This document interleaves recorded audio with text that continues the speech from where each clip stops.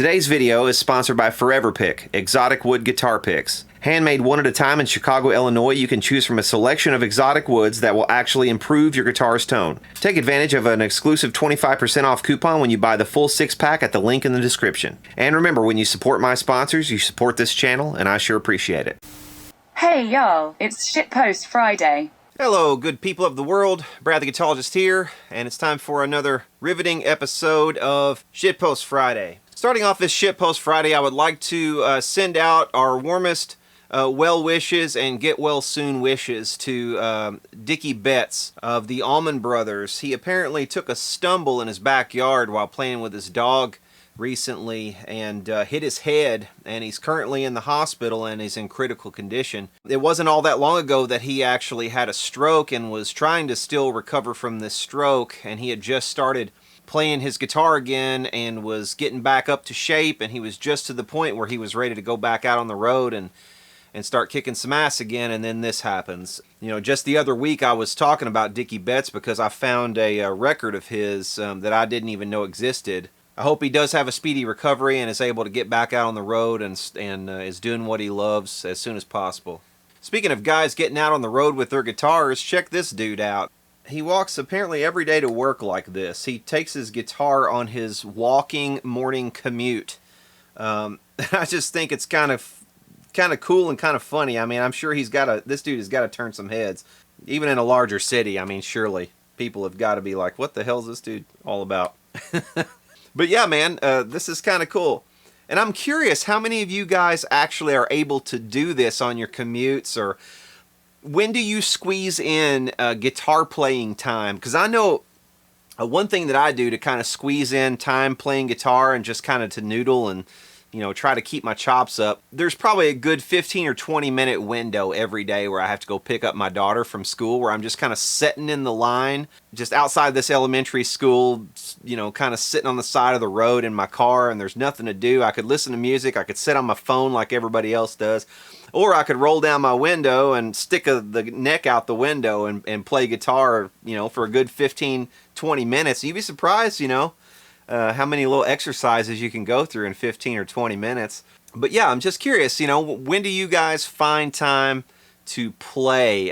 Comment down in the comments. I'd like to hear some suggestions of when would be a good time to whip out your axe, and, you know, also what kind of axe do you carry with you? Because I have been carrying various ones, and, you know, the console of the car kind of gets in the way, you know, so some guitars really are less suited to this than others. But it's funny because I actually, you know, I put the car in drive when it's time to like kind of pull up. That takes like a good 10 minutes to like even get up to the front, you know. So I just kind of put it in drive and I just kind of do the pedals, and I'm still playing guitar when I get up to the front of the line. The car's moving and everything. I'm just playing guitar the whole time. So yeah, I definitely elicit some looks from that, but I bet this guy elicits some really weird looks. He looks like a total doofus, but I bet he rips, man. He's got to rip if he gets that much playing time. You know, on another kind of sad note, you know, we have so many of our musical and guitar heroes kind of just starting to pass away, you know, drop off the map, retire, all these sorts of things. It wasn't all that long ago. You know, one of my personal heroes, Paul Simon, announced he wasn't going to play anymore. You know, I mean, and this is a good example of somebody who, you know, he played at the Democratic National Convention, and, you know, I'm like I said, I'm usually kind of right of center on that sort of thing, but I don't care what Paul Simon thinks or what he does politically, and this is the way we all should be more often, you know? Just who gives a shit what somebody thinks about world events and all this crap? The guy's a genius, and there's nothing you're going to be able to take away from him in that regard, you know? So, you know, with our current politically charged, just overly charged environment where everybody's like, you know, fuck that guy, I'm never going to listen to him again, or fuck that girl, you know, she's an idiot, or, you know, we are really easy to rush to judgment these days on one another, and we need to start remembering that we're all humans. We all have things about us that, you know, are not going to please everybody, but sometimes those are the little quirks that make us who we are. And in the case of somebody like Paul Simon, that guy has earned his stripes. I mean, he's one of the greatest songwriters of all time. But, you know, back to my point, I think the next decade or so is going to be especially difficult and especially cruel to the people that I grew up admiring and the people that I grew up idolizing, because, you know, it's just, I'm just at that age in my life where, you know, the generation before me, the people I would have looked up to, are getting into the age where they'll start dropping off of heart attacks and unfortunately cancer and things like this. And it's just, it's sad, but that's just the fact of life. And here's another guy who's hanging it up, Bob Seger. Never was a huge Bob Seger fan, and that's not really the point here. The point is, you know, he's somebody who back in the 70s and also back even when I was a little kid in the very early 80s, you know, he was one of these guys who my, you know, parents would listen to and my aunts and uncles would put on. And his music always did stand out to me because, you know, he had that really smoky voice, and it was almost Motownish, you know, in a way, a lot of times. But he could also push it out there like a rock singer too. And just an amazing voice, good songs, you know, songs like Night Moves that are really laid back, and songs like Against the Wind, you know, that kind of puts you in a mood, you know, like you want to hit the road or something, you know, or you want to see more of the world than you have seen thus far. He's just that kind of artist, and you know, I admire songwriters like Bob Seger, even if I don't listen to his music all the time, if it's not necessarily my cup of tea. I mean, you know, he's been worn out, let's face it, on oldies radio stations, but that's not his fault. You know, I mean, I guess you could say he's turning the page, right? Another one of those guys that is kind of in this vein, you know, this Bob Seger sort of vein for me would be, you know, Tom Petty, who we lost a year or two, whenever it was, a year or two ago. You know, all these people are starting to leave us, and it kind of makes you look at their history in a different light. You know, even if I'm not necessarily a fan of somebody, but they were really important to rock and roll history, or if they had songs that were part of my youth and they evoke something in me, like a memory, you know, that's something special. You just don't. Not many people make it to that point where they have a song that has affected someone, or not even just someone, but millions of people, even in different ways. And for every one of these individuals, they will have a different memory associated with their music that brings them joy. You know, sometimes maybe even heartbreak, but just it elicits some kind of emotion. And people like Bob Seger fall into that category. And it's just kind of sad that, you know, he's hanging it up. And speaking of dead guitar greats, the late, great Rory Gallagher, I hope I said that, Rory Gallagher. It's so hard to say. It's funny, I had a friend a long time ago, a couple of friends. One of them was named Roy, and then his girlfriend couldn't say his name. Every time she tried to say Roy, she said Rory. So she accidentally got this name correct, and I can't say Rory, which is interesting.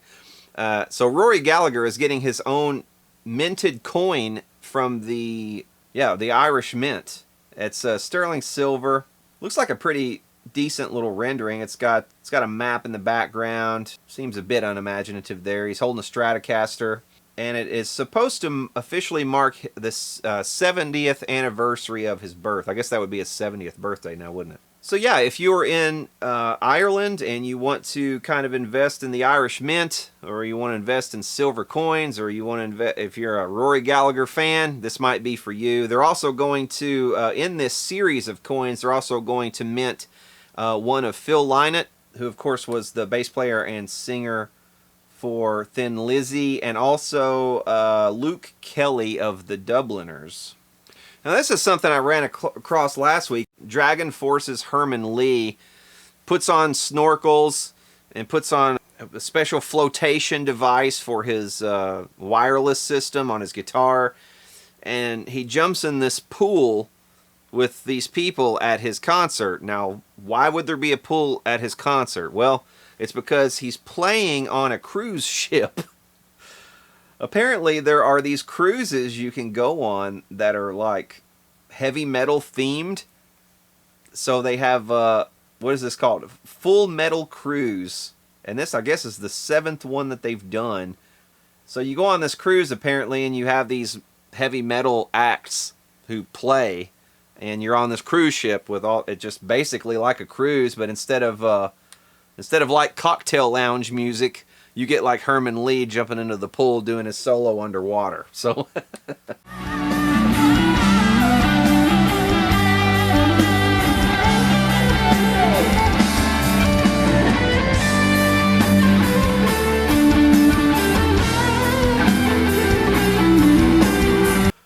which, is kind of interesting.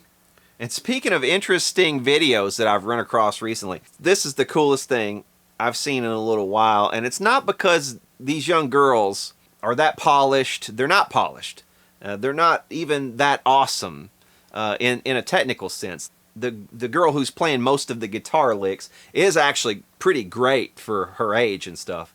But I've seen some really young players too that just rip Paul Gilbert stuff like flawlessly. So it's really hard to impress me anymore as far as technicality and stuff like that goes. But where these girls impressed me was just the sheer passion and the sheer just unbridled madness of their little performance here. I'll play you a clip.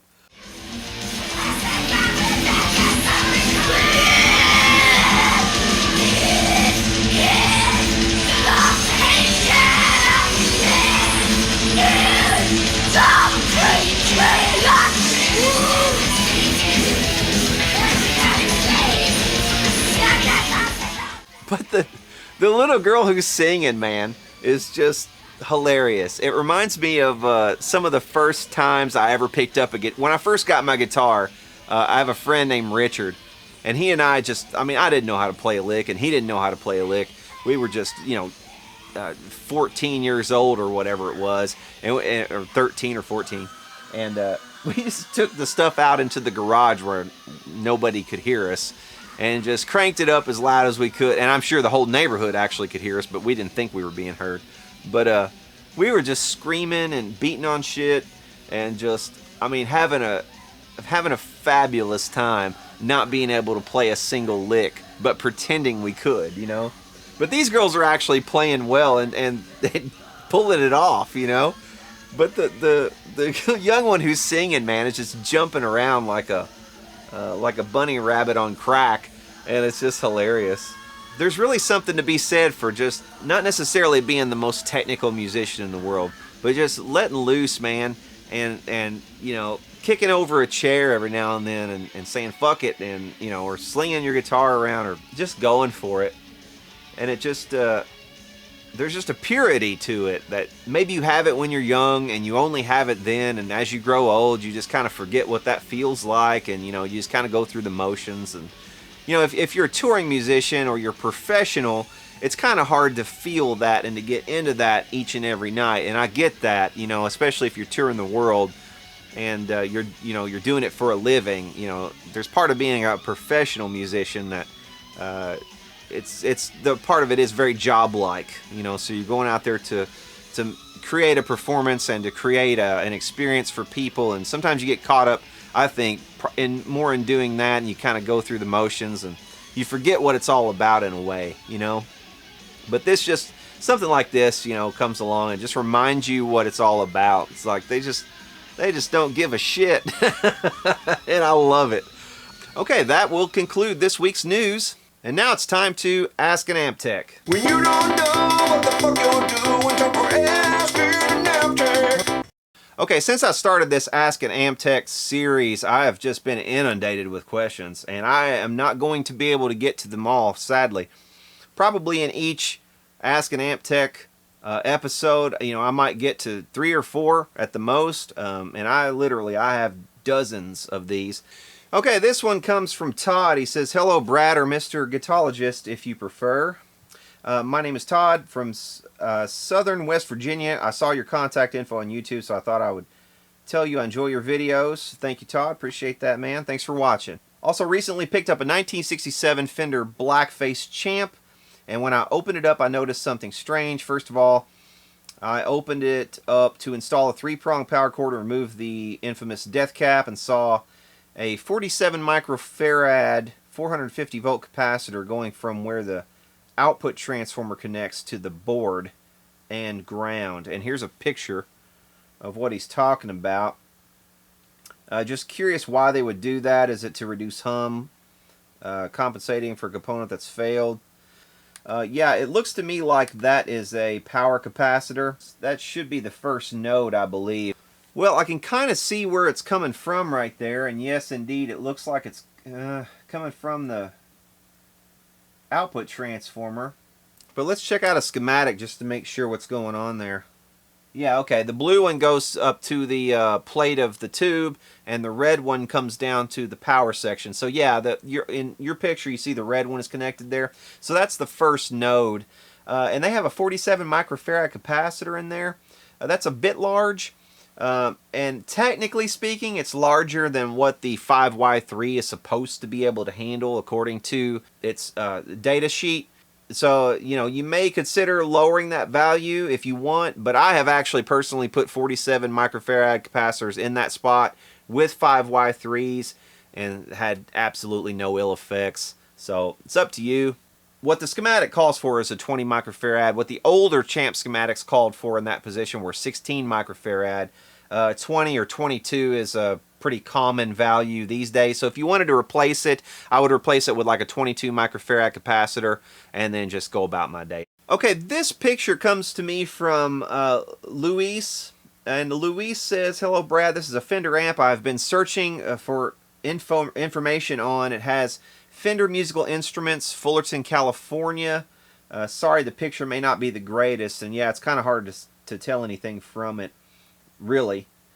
And he's asking for information on this thing, or if I know what it is, or, I mean, it should have a model number written on it, for one, somewhere. Probably on the back of the amplifier, it should have a model number, telling you a little bit more about it.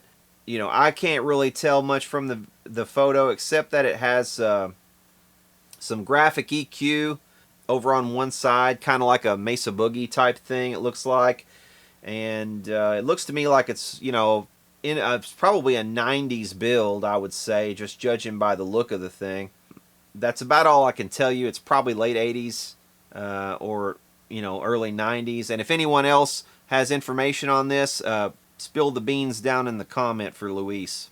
Okay, this one comes from David. It says, this is a Marshall 1987 question. My name is David, and I'm a guitar tech in France.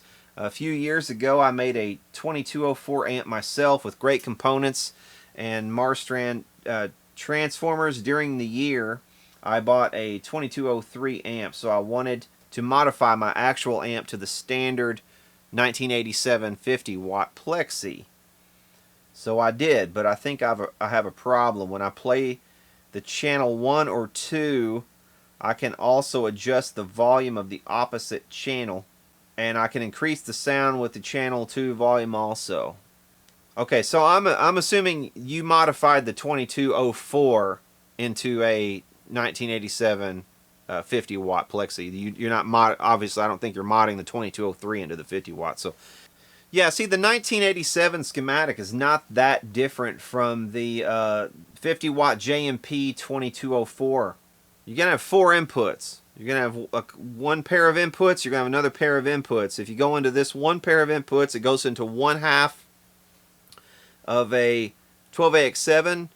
And if you go into one of the other pair of inputs, it goes into the other half of that first 12AX7, that V1 tube. So, you know, and both of those come out and get mixed in, and they have, you know, they have their own independent volume knob, but I don't know why you would be getting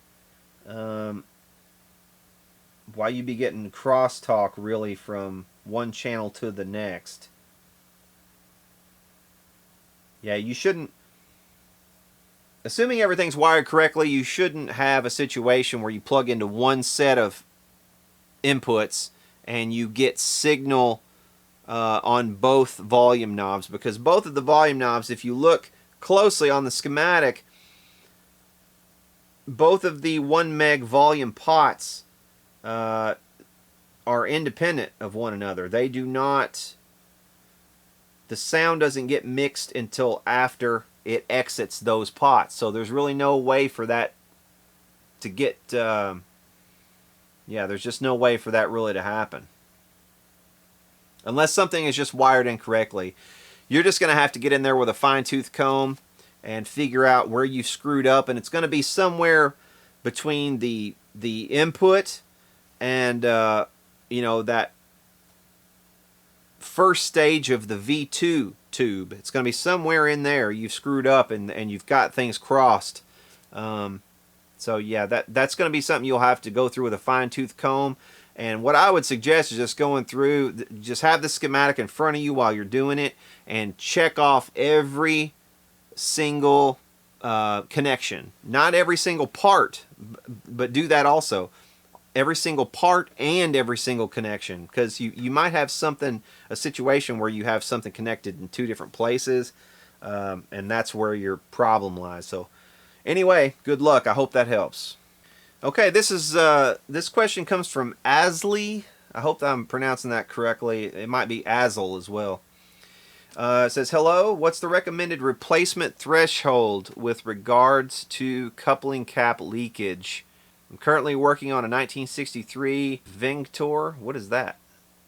Vingtor combo. Built in Norway. Cool. Never heard of it. Where the voltages on the low ends of the coupling caps are between 30 and 50 millivolts measured in circuit. Can they stay or should they be replaced? 30 and 50 millivolts? That's pretty low. So you're saying that you're measuring like 30 and 50 millivolts DC on one side, and you probably have, you know, what, 100 and something volts on the other side, or, you know, something along those lines. Yeah, if you have a capacitor that's doing that, it's probably okay if the voltage is that low. But if you want to be sure about it, go ahead and replace it. I mean, I don't think anyone in the world is going to fault you for replacing coupling caps in a 1963 Vingtor.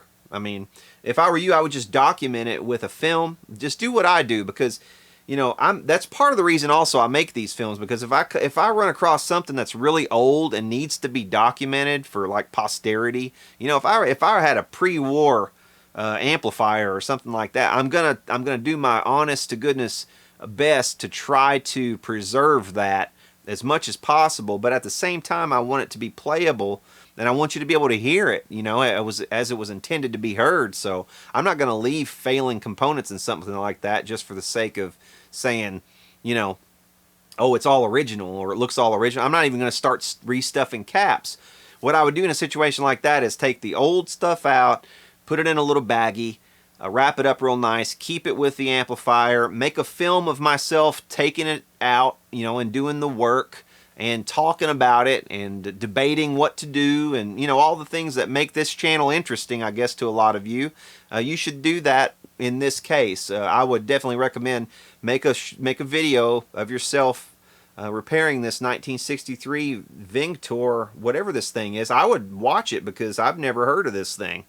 So just for that reason alone, I would watch your video of you replacing a Vingtor, which sounds like something just a Viking made, you know. That sounds awesome. But yeah, I mean, if you're getting that low of a DC voltage measurement on one side of those capacitors, you're probably okay. It's not going to affect the operation of the next tube in line, probably. It's not going to throw the bias off or anything like that. I would say they're probably operating okay. But if you're really doubting yourself, or you're going to take this out on tour or something like that, or you're going to rely on it in a studio setting where you have clients coming in and they expect everything to work, and if something doesn't work, it's going to screw up the sessions, go ahead and replace them. And just like I said, document everything and keep it. So that concludes this week's Ask an Amp Tech. When you don't know what the fuck you're doing, time for Ask an Amp Tech. Alright, you guys, if you watched the channel at all this week, you probably saw the video I shot of the Lunatic Luthiers of Louisville, which is a bit of a tongue twister. Crazy. I had a really great time over there. A lot of you commented that it was a really cool thing to see a different format, to see me kind of out in the field, you know, going and meeting people and this and that. But yeah, I got a lot of outtake footage from that I just had to cut out for time constraints. A lot of it was really, really watchable, really interesting stuff. We had conversations on a lot of different topics. And I think what I'll do to round out this Shitpost Friday is over on Channel 2, if you guys go over there right now, I will put up a video where you can go watch the outtakes from that that whole thing. And the stuff I cut out was every bit as good and interesting as the stuff I left in. So there's probably a good 20 minutes, maybe 15 or 20 minutes worth of stuff that I'll probably include. And so yeah, go over to Channel 2. It's Guitologist Channel 2. I will put a link down in the description. Also, I'll pin a comment if you want to go and see that video. Also, I want to thank all of the PayPal contributors, all the people who tip me in this channel via PayPal. All of your tips are really helping out quite a lot. I just feel like we have a really cool community going here, and I'm really humbled, to sort of to be at the center of it. It's just really, it's an amazing time to be alive. I mean, can you imagine, telling your parents, when you were growing up or in school, it's like, yeah, I want to be a professional YouTuber. They'd say, what's that? It's just a weird thing I've kind of fallen into, sort of by accident. And, so far I'm loving it. Tomorrow that may change. You never know. You never know what curveballs life is going to throw at you. So I'm taking it one day at a time, and I'm really enjoying it. And I have you guys really to thank for that, because your contributions help keep this afloat. So. And also, that reminds me, I got an email from Steel Panther the other day. First and foremost, thank you for being so awesome and pre-ordering the Pussy Melter. We've put together this mailing list so we can keep you up to date on the progress as shipping is about to start. It's been a fun 2 months building this thing, and we've spared no expense to make sure that the pedal you receive will be the highest quality. The Pussy Melter is being handmade in the U.S. By an expert team of pedal builders. As we listed on the product page and in much of our marketing, the pedal will begin shipping on October 1st. Because the pedal is being handmade and because there is a crap load of you who ordered them, the shipping process will likely take many weeks. You'll be hearing from us regularly via this email, and as your personal pedal ships, you will receive a separate email confirmation from our store directly. Your pedal will come with a hand-numbered certificate of authenticity. My hand hurts. And if you have any questions or issues, you can reach us here, yada, yada, yada. Of course, I will forward this email along with any other emails they send me about this to the eventual winner of the Pussy Melter raffle. Speaking of which, the raffle is still open up until the time they actually announce they're shipping me the pedal. I will keep the raffle open. So if you guys still want to get in on that, all you have to do is contribute $5 or more to my PayPal, and I'll include my PayPal address down below, and that will automatically get you in on the Pussy Melter drawing. I also want to take just a minute to urge you guys to, if you haven't already done so, go check out my sponsor for these Shitpost Friday videos, Forever Pick. Forever Pick wasn't a company I set out to really, have sponsor our channel or anything. They reached out to me. They enjoyed what I do, and they sent me a packet of picks a while back, and this was before, they even were thinking about sponsorships or anything like that. They just sent me some picks and said, here, check these out. And if you guys will recall, I went through each and every one of these picks that they sent me and compared them very meticulously to plastic picks, a lot of different picks actually that I had on hand. And for acoustic guitar, their picks absolutely make a difference. I've seen a couple of videos recently where they've gotten some less than stellar reviews from dudes who were just kind of playing them on electric guitars and with distortion and stuff. And, I tried that with those picks too. And, it's kind of, especially when you get into distortion and stuff, it kind of masks a lot of the benefits of the picks. Where they really shine is on acoustics. And I think that video did a really good job of showcasing that. If you record acoustic guitars, you are going to want some of these around. Because if you're doing tracks, they absolutely make a difference. Believe me. If you're going for a certain sound on a certain track, that's the sort of really simple change you can make to try to find your sound that you're going for. So, And when you look at it in those terms, I mean, a $4 pick is not that much to spend, you know, for getting a track right. Please go support Forever Pick. They are the only reason that I'm still doing these Shitpost Fridays at this point, because these Shitpost Fridays take forever to edit, because I'm trying to condense. There's so much material down into like maybe 30 minutes at the most, and it's so hard to do that, and I have to edit so much. I spend so much time doing it. I've just thought to myself several times, I really don't want to continue doing this, and they have been instrumental in keeping me going on it. So yeah, that concludes this Shitpost Friday. Hope you guys have enjoyed it. Again, be sure to go over to Channel 2 to check out the remainder of this Shitpost Friday. And for now, y'all take care.